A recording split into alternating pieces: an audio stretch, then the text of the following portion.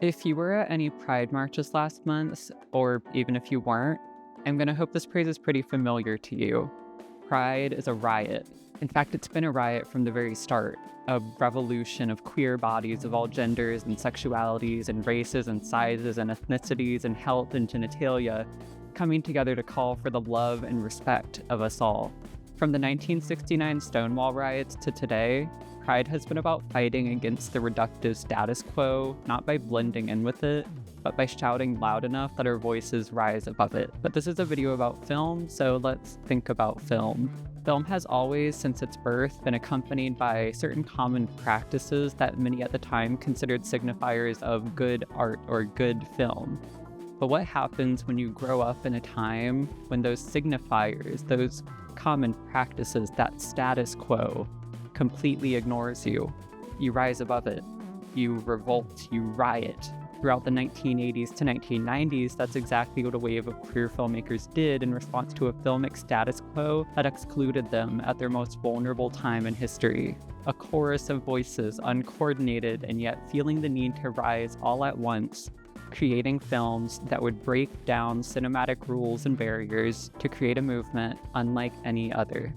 This wasn't a film wave, this was a revolution, a riot told through filmmaking. It's also been one of the most inspiring moments of discovery in my personal studies of cinema, reminding me of everything I love about the art of filmmaking. So, after weeks of increasingly indulgent research, let's talk about new queer cinema. What is new queer cinema? We'll uncover the real answer to that as we go. I promise there's more to it than just films by queers for queers. But to start, where do we start? One of the qualities of new queer cinema that makes it unique in comparison to what we commonly refer to as film waves is that it's hard to pin down a quintessential starting point. Many researchers are still at odds over what the first film of the movement actually is, or what films constitute its beginning or end. Some, like B. Ruby Rich, who gave new queer cinema its name, might point to the influx in queer films at Sundance 1992 as the beginning of the movement. Her Sight and Sound article that named new queer cinema came in response to a panel hosted that year, moderated by Rich herself, called Barbed Wire Kisses. For many, the conversation about queer filmmaking that was fostered by this panel was the spark that lit the fuse on new queer cinema, marking a definitive starting point, writes Eric Piepenberg for the New York Times. What happened that day was a flashpoint in the genesis of new queer cinema, a call to arms of angry and unapologetic independent films that were made during the 90s by and arguably for a community in crisis. Others, however, think such a strictly defined starting point forgets what the movement was really all about.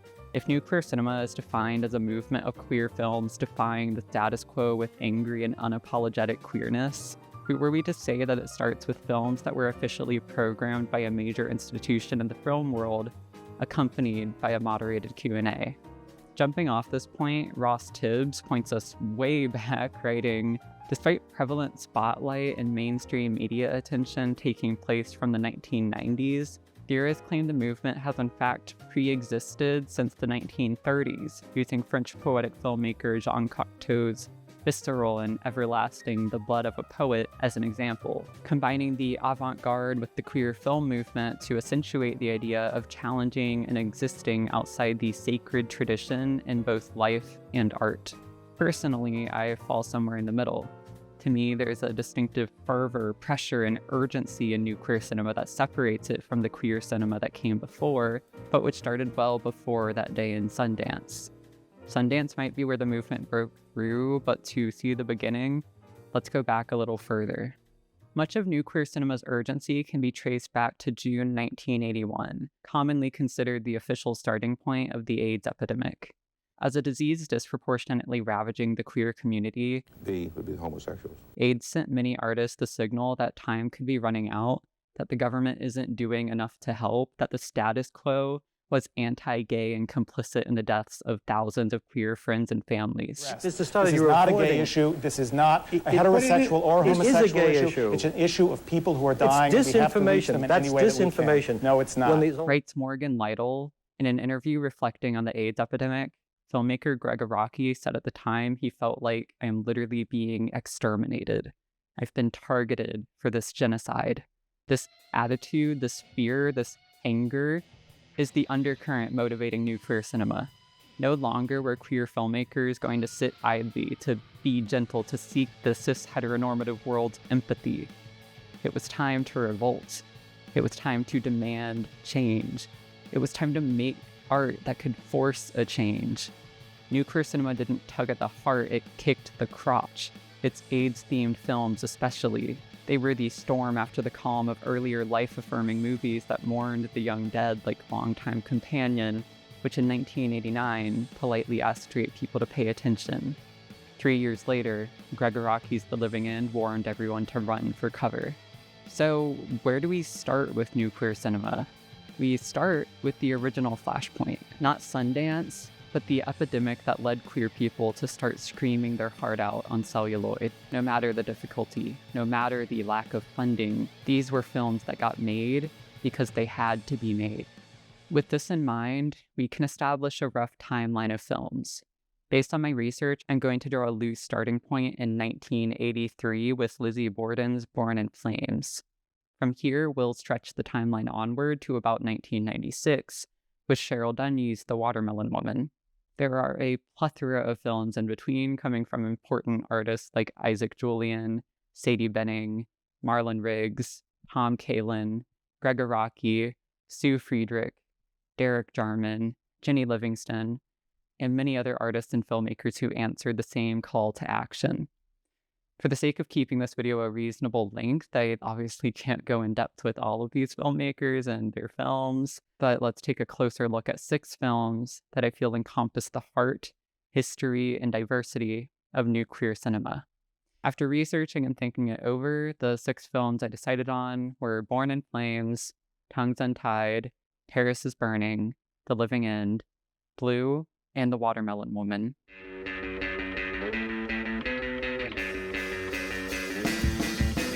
Starting off in 1983, Born in Flames might not be the first film that comes to mind when many people think about new queer cinema, but Lizzie Borden's inflammatory work should not be forgotten. Shot guerrilla style on the streets of New York, scrapped together through several years of low-budget self-financed filming with non-actors playing lead roles, Born in Flames is reflective of the kind of urgent punk filmmaking that would come to define much of new queer cinema. Employing a handheld camera and a documentary-style approach to filming, editing, and gathering verite footage around the city, the film tells the story of the Women's Army, a diverse coalition of women across all lines of race, class, and sexual orientation emerging to blow the system apart. Channeling the authentic voices of real-world feminist activists across punk, queer, and Black subcultures throughout New York, the film platforms marginalized voices and channels their fervor into a tale of women's liberation. Every woman under attack has the right to defend herself. And in situations where we are constant victims of brutality, we must take on the whole armor and defend ourselves. And at this time, we must fight back when and ever we are unjustly attacked. Freedom, you talk about freedom, it's yours, it's right here, and it's your right. Speaking to the catalyst that led Borden to making the film despite the financial difficulty of doing so, NPR's Neda Ulabi writes, Borden was looking for a kind of feminism that spoke with more than one voice, and she wasn't finding it in places like Miss Magazine at the time. In relation to the new queer cinema movement, Born in Flames might not be explicitly about queer subject matter, instead tackling more global themes of feminism and women's liberation, but it is a film coming from a queer filmmaker that explicitly platforms real queer people, talking about real queer problems as they intersectionally relate to the broader themes permeating throughout the film. It is a film that candidly states queer people are here, queer people are important, and love and acceptance of queer people is necessary to accomplish the goals of the collective. It is also a film that, as I said, echoes the urgency of new queer cinema in a time when queer people were under attack. Its importance lies in the fact that the entire film is a call to action, and the queer filmmakers that followed suit were those who were answering that call. Black women, be ready. White women, get ready. Red women, stay ready, for this is our time, and all must realize it. The years following would see an increased presence of scrappy queer films getting independently produced against all the odds, including the earlier work of Gregg Araki and Jarman. As the AIDS epidemic continued, an influx in queer filmmakers would hit the festival scene, telling their stories while they still had time left to do so. For many, time was a ticking clock, and they had to fight to get their work made before the clock stopped ticking. One such filmmaker was Marlon Riggs, whose Tongues Untied would loudly announce itself on public television in 1989, marking yet another rallying cry for queer filmmakers, especially those of color, around the globe. On a more candid note, before we get into further detail about the film, I'd just like to say that this is essential viewing. Please watch it. I was so deeply inspired while watching it, and I genuinely think it's one of the best, most important films ever made. Now let's talk about why. Priorities. That's what I want to know. Come to Final Throwdown, what to see first? Black or gay? You know the answer. The absurdity of that question. How can you sit in silence? How do you choose one eye over the other, this half of the brain over that? Or in words this brother might understand, which does he value most, his left nut or his right? Tell him. Tongues Untied, like Born in Flames, is the searing work of a queer auteur who made a film because it felt impossible not to. Faced with a wave of hatred against not just queer men, but queer Black men, Marlon Riggs took years of practice making documentaries about community and identity and created a strikingly personal document of the queer Black male experience in 1989 during the heights of the AIDS epidemic. Riggs himself was HIV positive, fighting for his life, fighting for his community's lives, fighting for his community's happiness. And so he created a poetic, essayistic documentary chronicling his experiences and building them into a weapon, this film that his community could wield.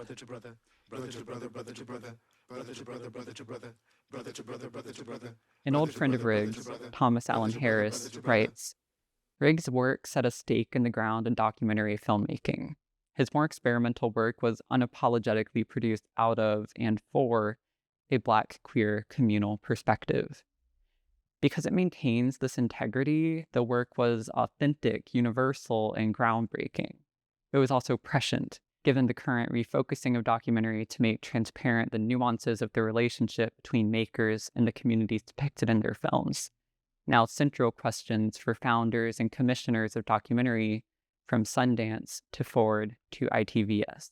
We'll return to that quote in a moment with our next film, but in regards to Tongues Untied, I believe it is emblematic of what makes the film so powerful.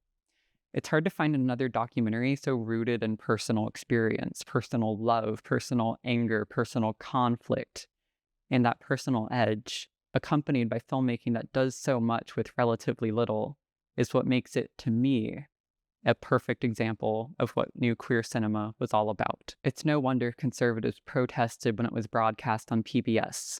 This is a film that demands your respect. I strive to appear strong and silent. I learn to ingest hatred at a geometric rate and to count silently to 10, 10,000, 10 million. But as I've learned to mute my cries of anguish, so have I learned to squelch my exclamations of joy. What remains is the rap.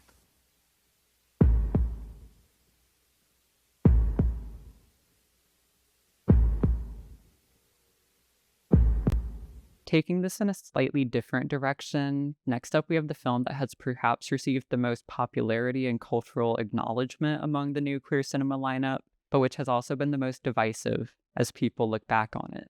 This, of course, is 1990's Paris is Burning.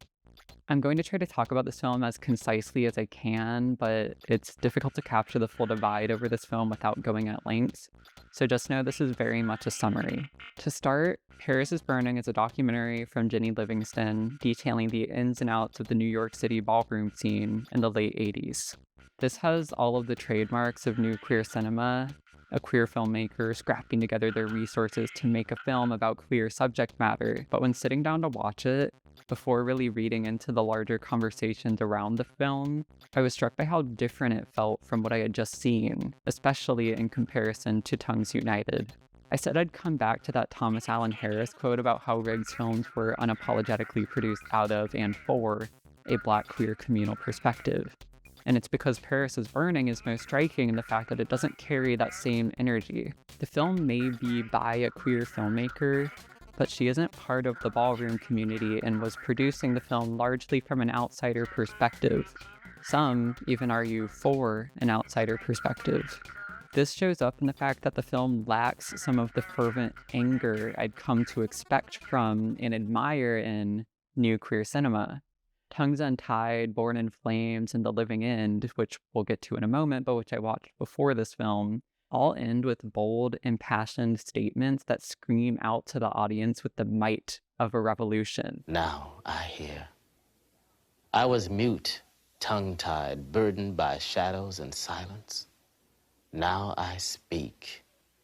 But Paris is Burning ends with a bit of a whimper, treating ballroom like a dying world while failing to really stand up and say, no, we should fight for this world. Where's the anger? You don't have to bend the whole world. I think it's better to just enjoy it. Pay your dues and enjoy it. If you shoot an arrow and it goes real high, hooray for you. While Paris is Burning is perhaps undeniably an important figure in new queer cinema, it's hard to ignore the ways it feels like an outlier, even more so than experimental work like Blue, which we'll talk about later. You can't ignore the impact the film has had, though, as it shined a spotlight on ballroom and popularized many of its defining traits in mainstream culture, from Madonna to RuPaul's Drag Race. If anything, though, the film's legacy is proof enough that the film was wrong in suggesting that ballroom was completely dying. It may not be as big as it once was, but its spirit fights on. Take this quote from Jamel Prodigy, aka Derek August, a dancer and collaborator with FKA Twigs. Jenny's film ended with a sad undertone, and I think our message is much more powerful than the impression that she left. We are an inspirational, creative, and resilient community. I suggest reading the full article where this quote is from if you want a better picture of the debate surrounding Paris is Burning, particularly in regards to criticism from bell hooks and the financial back and forth between Livingston and subjects who felt they had been used. But I feel that Jamel Prodigy's quote aptly summarizes my problems with the film upon my viewing. It just didn't feel as revolutionary as many had claimed to me it was. This is the rough picture of things before that breakthrough panel at Sundance 92, when new queer cinema really started to hit the mainstream. Filmmakers rose up to answer a call for action that none of them asked for, but which forced them to act, sparking a growing momentum for queer cinema to forcibly propel itself into the minds of the world. After the success of these films started growing, such as with the much-discussed 1989 PBS broadcast of Tongues Untied and the moderate box office success of 1991 Sundance winners Paris is Burning and Poison, there was also now some commercial incentive to producing these films. Producers like Miramax started jumping in to snatch up young queer filmmakers, not necessarily a good thing, and funding became more broadly available for many of these burgeoning artists, thus allowing this influx to continue. This was in full focus when, just a few months after the Barbed Wire Kisses panel, 1992's New Directors New Films Festival showcased 4 new queer films: The Hours and Times, Swoon, RSVP, and our next spotlight film, The Living End. Coming from Gregg Araki after the growing buzz around his 80s films, Three Bewildered People in the Night and The Long Weekend, Oh Despair, The Living End was Araki's big push into the kind of gritty, bad-mouthed, chaotic queer films he would later become known for with his teen apocalypse trilogy. Answering frustrations and anxieties about living as a queer person in a time when the act of loving could get you killed, if not from AIDS, then certainly from homophobes, The Living End follows 2 HIV-positive men falling in love on a cross-country crime spree. This film takes the revolutionary attitude introduced with Born in Flames and channels it into 85 minutes of screaming "fuck you" to the world, to the hate, to yourself, to the disease, to the sense of helplessness that the lead characters are desperately trying to ignore. And that's kind of what I loved about The Living End. I was shocked by how well it balanced the devastating sadness of the AIDS epidemic, of the deaths, of knowing there was nothing you could really do once you were diagnosed, with the riotous attitude of wanting to live life and refusing to go out without letting the world know you were pissed and that you were fighting. It shows that devastation can be quiet and loud all at once, and we see both sides of that coin as the film comes to a close. This captures the urgency of new queer cinema stunningly well, letting out all the feelings before it could be too late to do so. Thankfully, it was never too late for Araki, and he never got sick. The same can't be said for Marlon Riggs, nor can it be said for the director of our next film. Speaking to the sense of community among these filmmakers as they stepped into this revolution together is the fact that we can find this next name honored within The Living End, these queer filmmakers paying their love to each other. There it is, Derek Jarman. This is where things get a bit sad. When I was researching films for this video, trying to narrow down the 6-film list of what to watch, 2 films by Derek Jarman kept coming up. One, 1991's Eadweard II, is a contemporary retelling of queer history and is considered an approachable entry point to new queer cinema. The other I first saw mentioned in an article from BFI titled Where to Begin with New Queer Cinema. Sam Moore's article, which included Eadweard II as a highlight, ends with a section titled Where Not to Start. It features one film titled Blue. It was Derek Jarman's last film, finished on his deathbed in 1993, 4 months before he died. It is his elegy to life. And here I was being told not to watch it, his dying words reduced to one to perhaps skip. A challenging first dip. I'm sure it wasn't meant with disrespect, but I'll admit this felt kind of wrong to me. So you can probably figure out which Jarman film I watched.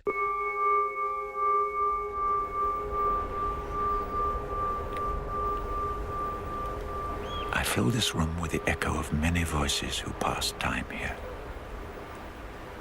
Voices unlocked from the blue of the long-dried paint. The sun comes and floods this empty room. I call it my room. My room. This is Blue. It is blue for a little over an hour. That's all you really look at. The film throws out the conventions of what a film actually is, the editing together of captured moving images to create an effect or tell a story, stripping it down to its essential form, an image, and doing the cutting together of a story and creation of some desired effect, completely in the auditory field. Well, sort of. The blue itself serves a purpose. It's not like this is meant to be consumed like a podcast. No, you are meant to sit there and look into the blue for 79 minutes. Maybe it's an ambitious ask, but it serves its purpose. See, Blue is a film that, on the surface, seems like it has completely thrown out the established conventions of new queer cinema by being this slow, contemplative piece of experimental filmmaking. But I think that popular impression begets a false understanding of what new queer cinema was. In reality, I'd suggest it is the perfect example of what it represented. Returning to the initial question of what is new queer cinema, let's look at how we've answered it. New queer cinema is urgent, revolutionary, angry, unashamedly queer, scrappy, personal cinema that was made out of some deep personal need to do so, and to do so now, and to do so with power. 79 minutes of Blue might not be what comes to mind when you think of these things, but what's more urgent than making a film on your deathbed?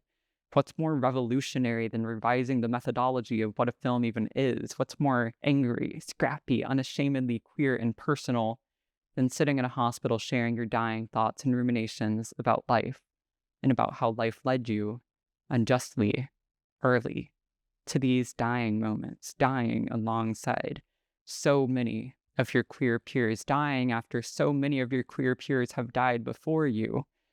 What's more powerful than forcing a room full of people to sit in a theater and stare into this deep blue for 79 minutes, listening to your words, your thoughts, your feelings, until they have fully experienced what it was like in your final moments, when your eyesight has left you, when all you could see was this blue. There's so much power in this film, so much wonder. The revolution lives on through it, and Jarman leaves the world not just with anger, but with some sort of hope for the future to come. Writes Alistair Curtis by pairing it with a single shot of blue, luminescent and unchanging throughout its 79-minute running time. Viewers experience for themselves the terror of Jarman's diminishing eyesight, but also the freedom of transcending it. He wonders, at one moment, what lies beyond the sky. In a sense, we are what lies beyond the sky, clear present living beyond what Jarman could see before his final goodbye. We are beyond his blue, the world he couldn't live to see. Further down in Curtis's article, he quotes theater director Neil Bartlett. How do you make an epoch-defining film with no money, and when you're spending most of your time sitting in hospital waiting rooms fielding phone calls, telling you another friend has died? You do it. That was Derek's greatest life lesson. Darling, get on with it. So come on, darlings. Let's get on with it. 3 years after Blue, 2 after Jarman's death, 1996 would bring us Cheryl Dunye's The Watermelon Woman. Perhaps fittingly, this was maybe the most uplifting film I watched. Carrying on the legacy of those who passed away, Dunye rode the momentum of queer cinema from the 80s and early 90s, and gave the community a film that carried the urgency, the anger, the revolutionary attitude, but which also carried some hope. The film follows a young Black lesbian filmmaker, Dunye, playing a version of herself, making a documentary about a Black actress from the 30s, whom she quickly draws parallels to and comforts from. Meanwhile, she faces the turmoil of the Philadelphia lesbian dating scene as she dates a white woman and butts heads with her friends. It's a film with a great sense of play, a great deal of importance, and a lot on its mind, but its determined gaze into the future, by first respecting the past, is what really sets it apart. There's not a lot of quiet devastation to be found here. It's time to respect that era, but also to carry onward, empowered.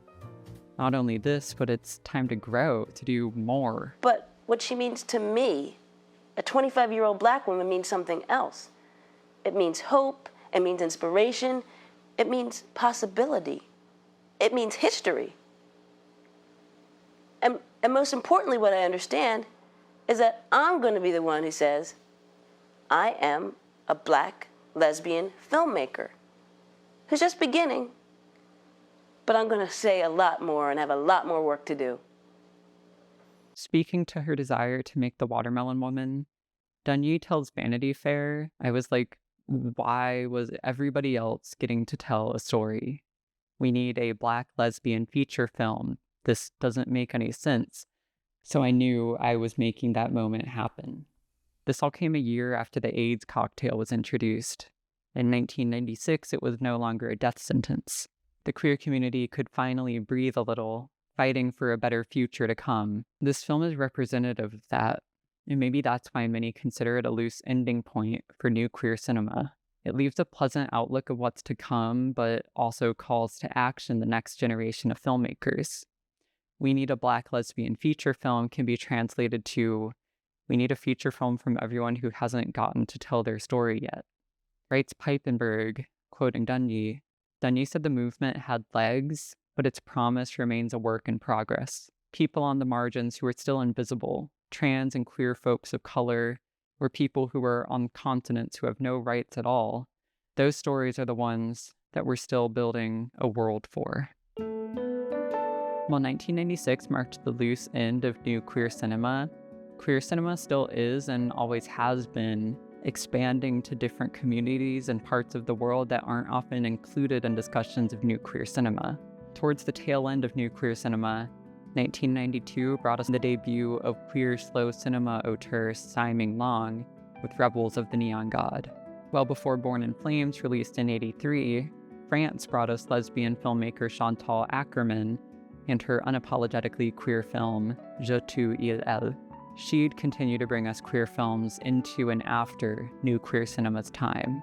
Even earlier, Toshio Matsumoto gave us Funeral Parade of Roses in 1969, another quintessential queer classic and one of the earlier films to showcase trans people on screen. Speaking of which, trans filmmakers are finally getting their time too. Just this year, Stress Positions, I Saw the TV Glow, and The People's Joker hit theaters, marking an influx in trans filmmakers getting to tell their stories on a big screen platform. There is so much that lies beyond what you can see if you're only looking at new queer cinema, and there will continue to be queer art for as long as filmmaking lives on. Queer art that goes beyond what we can currently imagine. As Derek Jarman did, we can try our best to imagine what lies beyond the sky, beyond our limited vision. But there will always continue to be revolutionary work coming from communities across the globe that haven't yet had their time. For now, we must continue building a world for these films, these artists. And I think step one is expanding our canon of queer cinema. Let us invite to this canon the films of Barry Jenkins, of Celine Sciamma, of Chantal Akerman, of Jane Schoenbrunn, of Vera Drew, of the Wachowski sisters, of Ira Sachs, of Simon Long, of Alice Wu, of Angelo Madsen-Manax, of Theda Hamel, of Rose Glass, of Andrew Haig, of Andrew Ahn, and of the countless other queer filmmakers, past and present, who I've neglected to mention here. Let's recognize all of these films, all of these artists, and then we might be surprised by how many more queer people are able to get their films made as a result. Everyone deserves the chance to tell their story. I, for one, can't wait to watch. Thank you for watching. This video was a lot of fun for me to make. I really enjoyed delving into this topic and learning more about it. If you enjoyed it, please like, subscribe, comment, tell me what you thought. I would love to hear your thoughts about queer cinema in the comments, any films that I might have missed out on or that you'd like to hear more about. There's so much to explore here, so there is a chance I'll make more videos surrounding queer film in the future. And I would love to hear what you're interested in. In the meantime, if you enjoyed this, check out my last video on slow cinema and, I don't know, explore the channel, give me feedback, I don't know. Whatever works. But thank you very much again for watching, and I am going to shut up now.